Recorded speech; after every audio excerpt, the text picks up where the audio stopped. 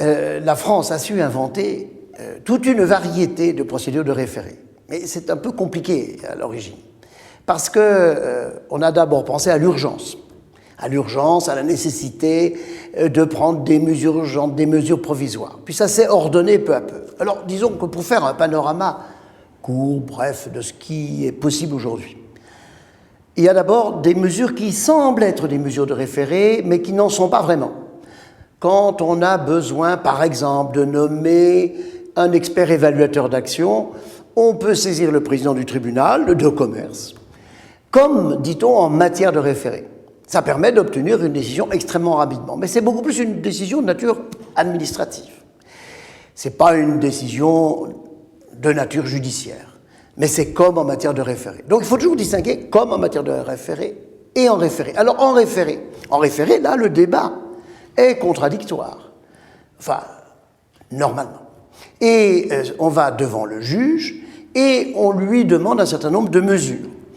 Alors en matière commerciale, comme en matière civile d'ailleurs, il y a des textes, ce sont les articles 872 et 873 du Code de procédure civile, qui vous disent que dans tous les cas d'urgence, le président du tribunal de commerce peut, dans les limites de la compétence du tribunal bien sûr, ordonner en référé toutes les mesures qui ne se heurtent à aucune contestation sérieuse ou que justifient l'existence d'un différend.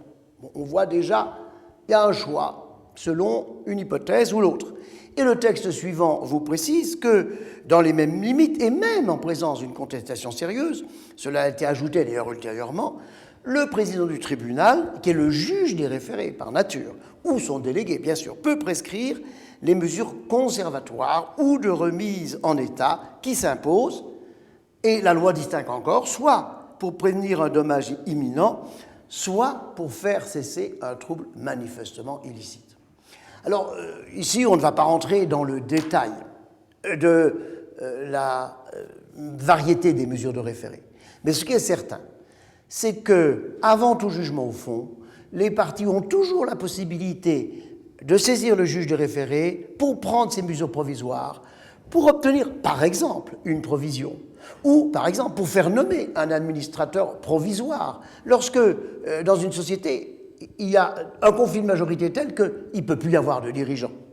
Eh bien, le président du tribunal trouve par la même compétence pour nommer un administrateur provisoire afin de régler les affaires courantes et éventuellement même de prendre les mesures conservatoires qui s'imposent. Avec cette mesure, c'est que jamais le président du tribunal ne donnera une mission précise à cet administrateur provisoire pour faire telle ou telle chose.